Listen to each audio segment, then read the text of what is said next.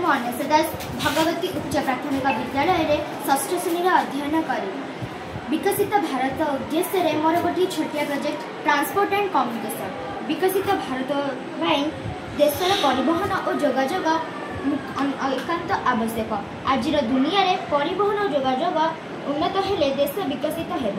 परिवहन मुख्यतः तीन प्रकार: स्थल परिवहन, जल परिवहन और आकाश परिवहन।